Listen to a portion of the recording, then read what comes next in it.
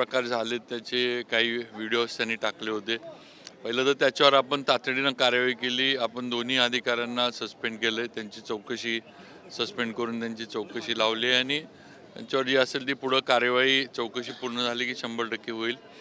त्याचबरोबर त्यांनी आज माझी भेट घेऊन काही तक्रारी म्हणा किंवा काही जे काही चुकीच्या पद्धतीनं कॉन्ट्रॅक्टरांना अधिकाऱ्यांकडनं मागण्या येतात किंवा जे काही त्याच्याबद्दल त्यांनी दिलं, त्यात काही आमची चर्चा झाली. एक तर त्यांनी थोडंही केलं की त्यांच्याकडे अजून त्यांचं म्हणणं आहे काही पुरावे आहेत, तर त्याच्याबद्दल एक समिती करावी आणि त्या समितीकडे आम्ही ते पुरावे देतो. म्हणजे अशा पद्धतीनं चुकीचं काम करणाऱ्या अधिकाऱ्यांना कुठेतरी चाप बसेल आणि हे प्रकार वारंवार घडणार नाहीत, ही एक त्यातनं हे होईल. तर तशी समिती आम्ही करण्याचा निर्णय घेतला आहे आणि उच्च पदस्थ म्हणजे अगदी सचिव लेवलच्या अधिकाऱ्यांच्या ह्याच्याखाली ही समिती असेल आणि जे काही संदीप देशपांडे असतील, अजून कोणी असतील, त्यांचं जे असेल ते सगळं जे काही पुरावे वगैरे घेऊन त्याचं चौकशी आणि पुढची कार्यवाही.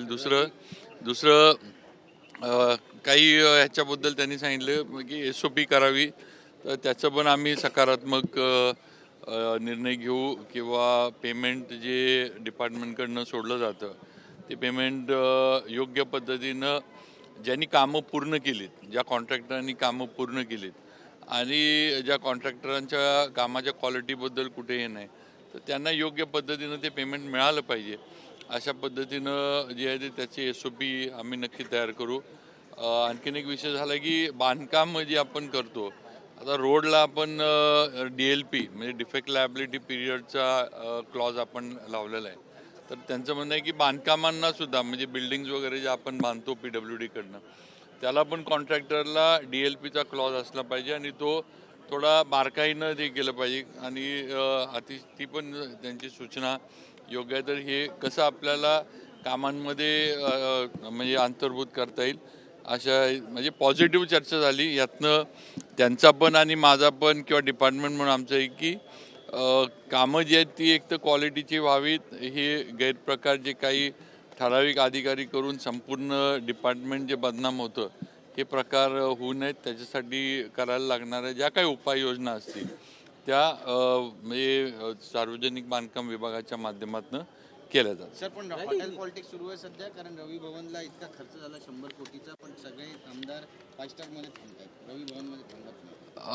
आता सर नाही सर, एवढं 100 कोटीचा नाही खर्च झालेला. मध्यंतरी जी काही आपण म्हणजे प्रेसलाच काही बातम्या आल्या होत्या, त्याच्यानंतर ज्या काही गरजेपुरता जेवढा खर्च होता तेवढाच आपण केला पाहिजे. त्याचा आकडा मी आपल्याला एक्झॅक्ट खर्च किती झाला आहे तो आपल्यापर्यंत मी पोचवतो. पण नक्की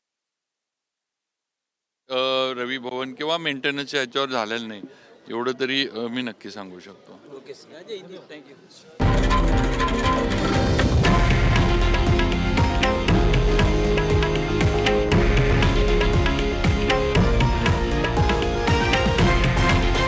हे आहे देशातील नंबर 1 न्यूज नेटवर्क आणि आपण पाहत आहात TV9 मराठी, एकमेव.